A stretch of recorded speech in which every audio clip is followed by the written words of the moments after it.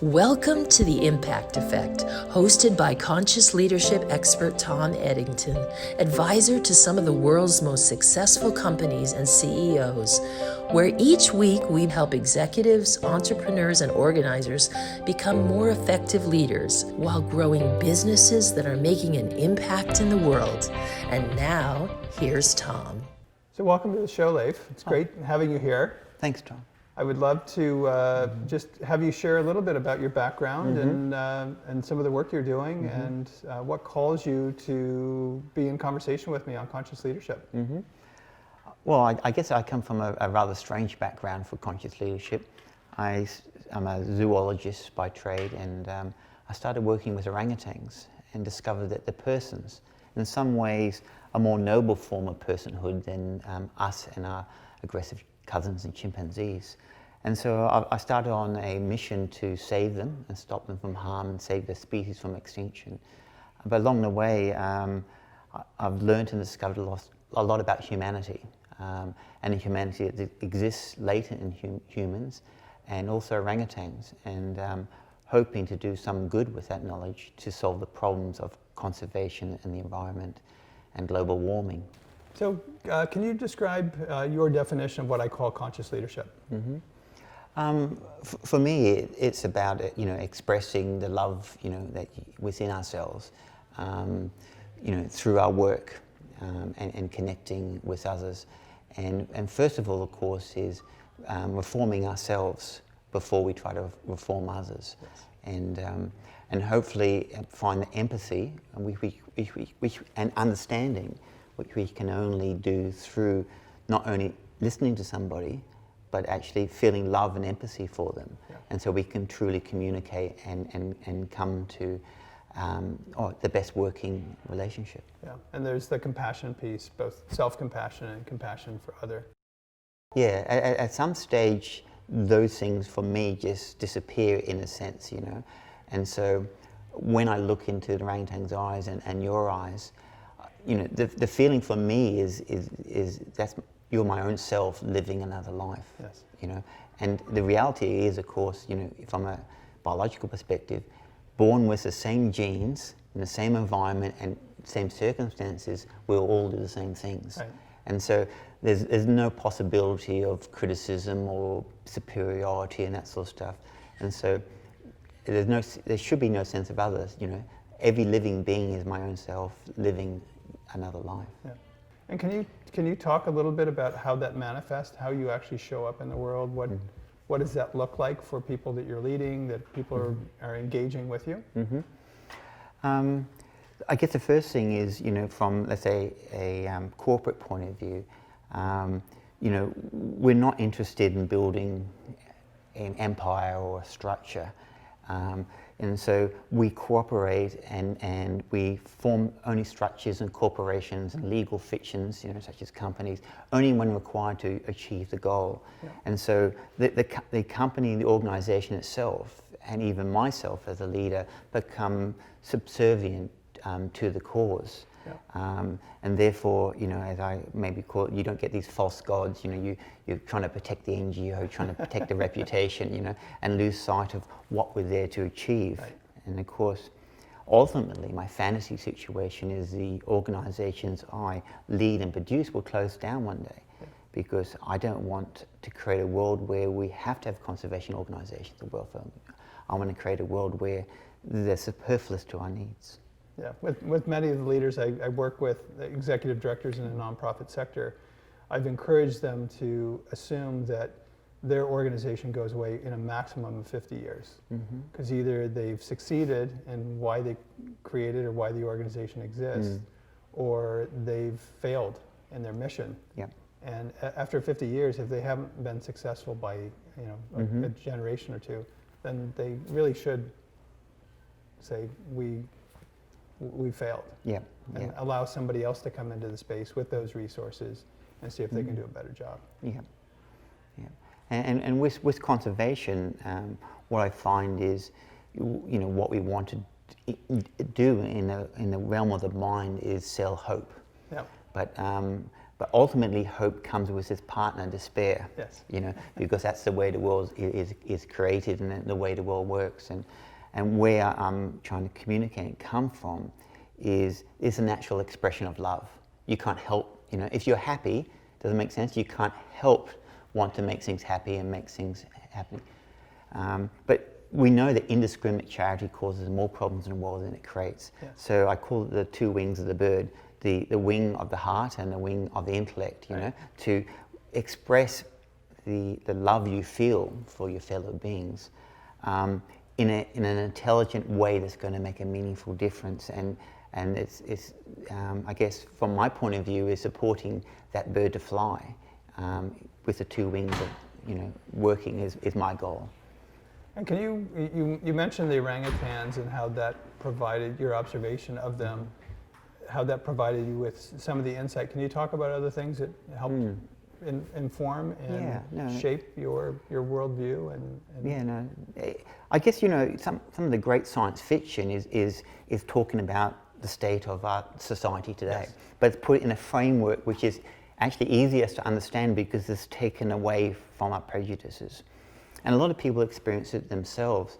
Is when you meet and become close friends with an orangutan, which I have done over 30 years, you see a humanity within the eyes that you may not expected, and that sometimes is a deeper experience. And the most wonderful things about orangutans is they're far more independent and self-assured, living their semi-solitary lifestyles in the rainforest. They have the most loving upbringings, much more loving upbringings than humans, you know, and so they become confident and independent. And so one of the most beautiful relationships, you know, that I experience is with orangutans, because, you know, us and chimpanzees, often most people want something from you. It's a contract, you know, and it's not a pure engagement, you know. And what I experienced with working with orangutans closely for many years, you actually get some of that most pure engagement of two beings connecting with each other that most humans unfortunately don't get to experience, you know, or at least among rare individuals. Yeah. And and this is obviously, as a primatologist, I started looking at humanity through the eyes of a primatologist, and seeing how our genetics and our culture had led to us to a situation which is, you know, obviously quite unique in our time, where we have the ability to destroy ourselves, but we don't, this time, don't seem to have the ability to put the stops on those. Right. You're watching the Impact Effect Network, the world's first 24-hour on-demand business and leadership video and podcast network, bringing conscious leadership to a global audience. So can you, I'd like to get to the solutions, but if we could just spend a couple of minutes talking about what you see are the problems. Mm-hmm. Well, the problem, you know, from the technical is like biodiversity loss, climate change, you know, destruction, uneven distribution of wealth, you know, beyond reason, you know, those sorts of things. And I started off as a scientist thinking knowledge and information and study will solve that problem, you know. And then after failing at that for so many years, I realized that's not really the problem. The problem is cognitive dissonance, you know, the tribal mind linking to the 120, 150 people we naturally associate and have empathy for, you know. And so it's not without reforming us own selves and reforming how our society relates to each other, and working to expand humanity in the sense I'm defining it, is that we can really hope to solve the problem. Yeah. So when you start thinking about some of the solutions, and you alluded to a couple of them there, what are some of the solutions you would envision? Mm-hmm. Well, at least from our perspective, is we're trying to save 5 to 8 complete ecosystems for orangutans and all the biodiversity and wildlife and the indigenous communities, the local people who live off the forest, because we talked about it's not wildlife versus people. Right. And one of the wonderful things is we're discovering with our partners is that we can actually make good money out of an intact rainforest through things like, you know, stingless bee honey, you know, dragon blood dyes, vanilla production, and so the begs the question is, why do people destroy the forest and put a monoculture on it? And all monoculture is unsustainable. Yeah. You know, so they all go under. Well, what they're doing is they're compressing the profit from the many to a few, and from a long period to a short period, and so it's really not economics. It's just bad economics. Yeah. But what I say is, when I talk like that, I may be misinterpreted to say I don't have compassion and love for the people who are destroying the environment. I do, you know, and it's only through the ignorance, doesn't make sense, not yet. And from a perspective is what most studies say, that we maybe from 80 to 100,000 a year US. Above that, we see no net gaining happiness. Correct. We're just putting more gold on the mule's back. Right. You know, and so from my perspective, even if the billionaire is saying, look, this guy Leif is really going to destroy me getting from the next billion, you know, it's actually not true. I actually want him to be happier, because adding an extra billion is not going to make him more happy, you know. It will destroy a lot, you know. So I want to create a world that's actually better for him and his children, and I'm sure, you know, everybody loves their children. Yeah, I mean, when we look at some of the statistics and data that's out there, whether it's the 76 to 80,000 US per family, or we look at sort of the Frankenstein capitalism and how it's being misinterpreted, we can go to any number of data points that suggest that, and even for people who have accumulated a tremendous amount of wealth, 75% of that wealth is lost by the third generation. It's not as if they're doing something that's going to preserve a, you know, multi-generational legacy for their family. Yeah, the great saying is, if you give your children inheritance, if they are good, they don't need it. If they're bad, it'll destroy them. Yeah. And I think I've met a lot of actually very wealthy people where they're actually saying, other than education and setting you up, you know, which is my responsibility, you get nothing. Right. Because I think intuitively they realize it's not a good outcome. Yeah.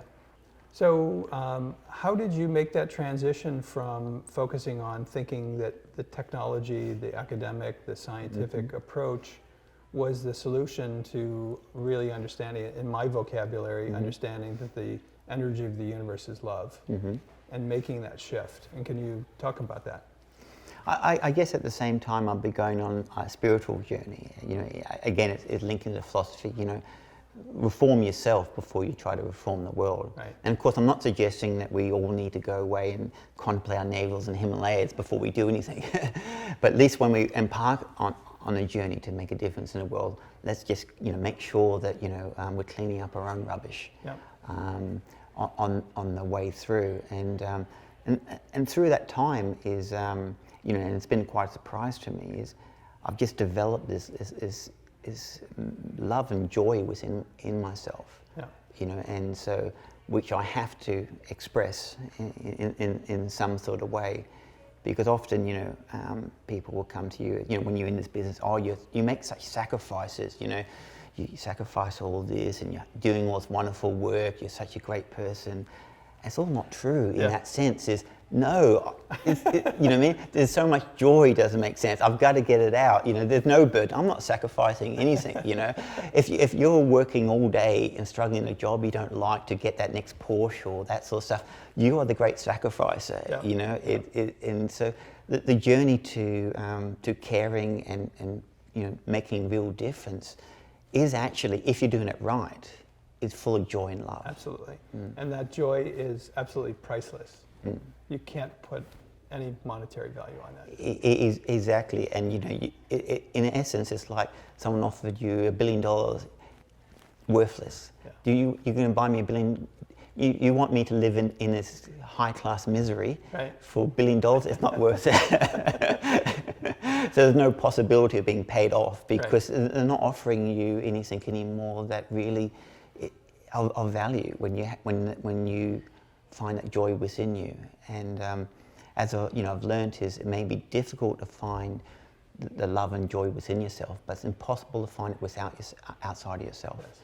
And luckily, you know, I've had the, you know, the blessing of being able to find that joy within my heart. Yeah. One last question I would just ask, what are some of your takeaways from our conversation today?